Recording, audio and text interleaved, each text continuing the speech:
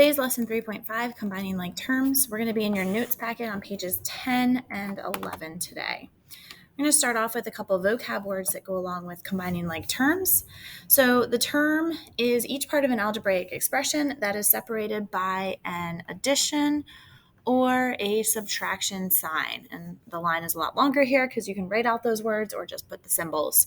So we're going to use addition and subtraction signs to help us to break up the different terms in our expressions. Like terms are terms that have the same variables and they're going to be raised to the same power. And remember, power is just a fancy word for exponent. So if I see an x squared versus an x to the third, those would not be considered like terms because they have different exponents.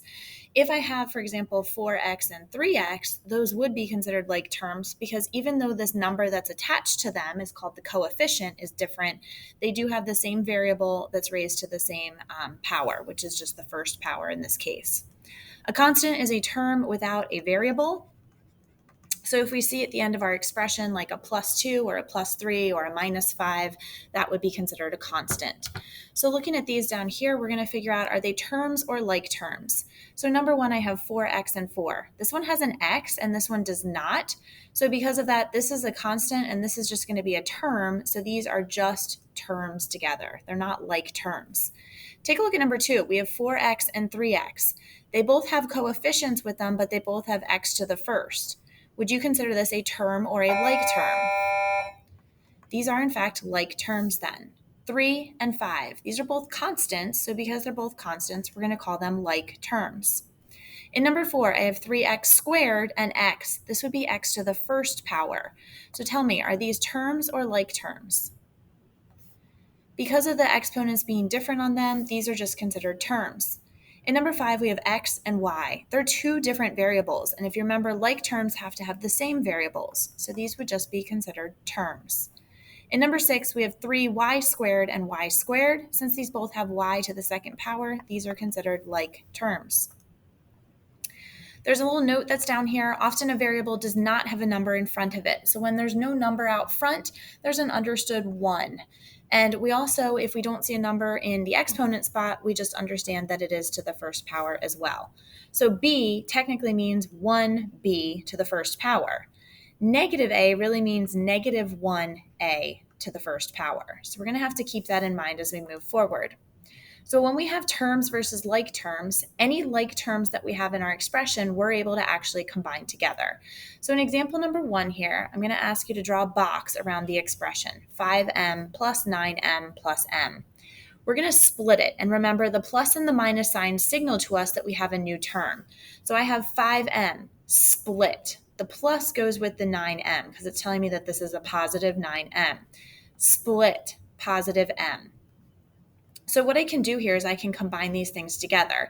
And sometimes it helps to put silly words with it. If I have 5 monkeys plus 9 more monkeys plus, remember this is actually one more monkey, I actually have altogether 15 monkeys. So I'm able to combine this expression into one single term here because they all are like terms. In example number 2, I'm going to ask you to go ahead and put the box around it. And we're going to use those plus and minus signs to help us split. 3a, split, plus 2, split, plus 4a. Now here, if you have a highlighter or a colored pencil or something, it might be useful. 3a can only be combined with the plus 4a. The plus 2 is totally different because it doesn't have the same variable with it. So 3a and 4a are like terms, so I can combine them together, but the plus 2 is just a term, so it's going to have to be combined with any others that match it, or just put at the end. So 3 apples plus 4 apples is going to give me 7 apples, and then I have that constant plus 2, which is still just going to be a separate term in my final expression. 7 apples plus 2. So that's what I get when I combine them together. In example number 3, I'm going to suggest that you continue to box for just a little bit longer here. So 3n split minus 2r split plus 7n split plus 9r split minus 5. I'm going to grab my highlighter here. I see n's as variables, and I see 2 of those terms. I see 2 terms that actually have r's in them, so that's a different variable. And then I also see this constant, which is just negative 5 then. So when I do these and I have multiple letters, I want to put my letters in ABC order. And if you'll notice on that last example, when I had the constant goes at the very end. So we're looking at ABC order and the constant last. Now, that's just typical math procedure. Not all programs and things are going to do it exactly the same way. So if you see something out of order, it's not technically wrong. This is just the most acceptable method. So N versus R, N would come first. I'm going to look 3N plus 7N. 3 napkins plus 7 napkins is going to give me 10 napkins. I'll just kind of lightly cross those off.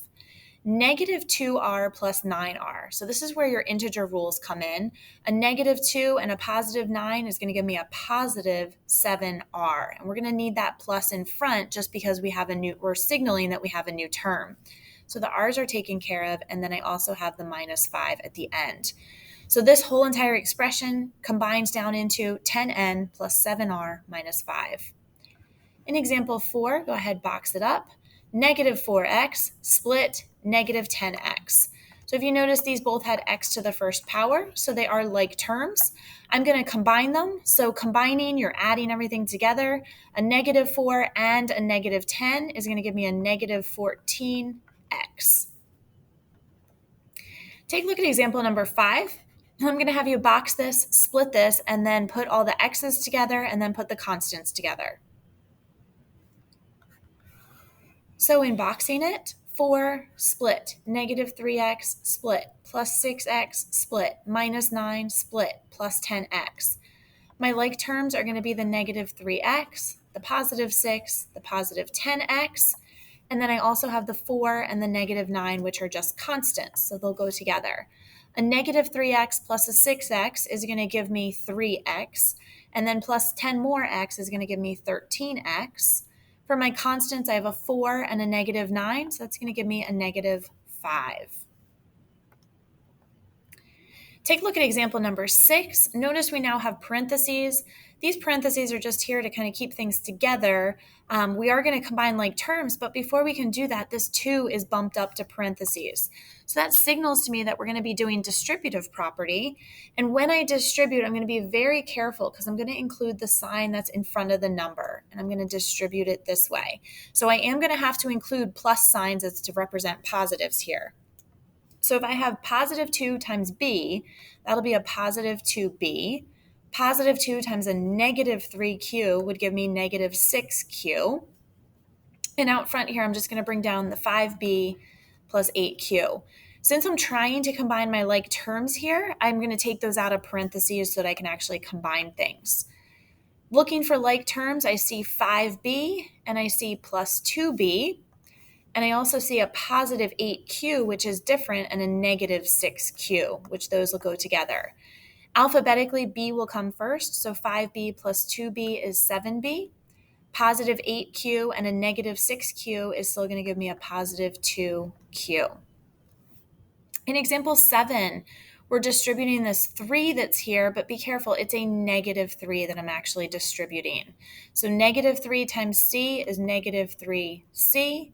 Negative 3 times a positive 5 is negative 15. And out front, don't forget to bring down that 8c. Looking for my like terms here, I see 8c and I see negative 3c. They both have c to the first power. And then I also see the constant negative 15. So that's going to be separate. 8c and a negative 3c is going to give me 5c. And then I also have the negative 15, which will come down. I'm going to ask you in example number 8 to go ahead, distribute the negative 9.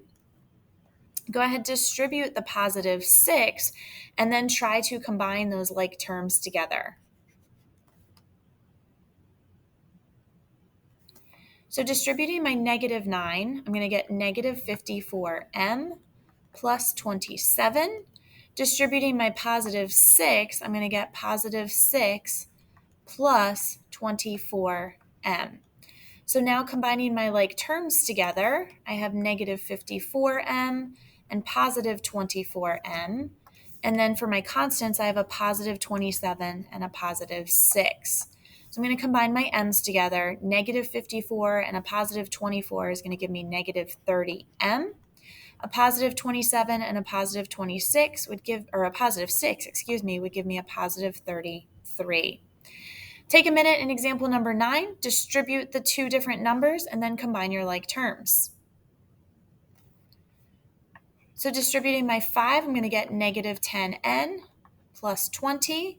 Distributing my positive 2, I'm going to get positive 2n plus 6. Going to combine my like terms of negative 10n and positive 2n.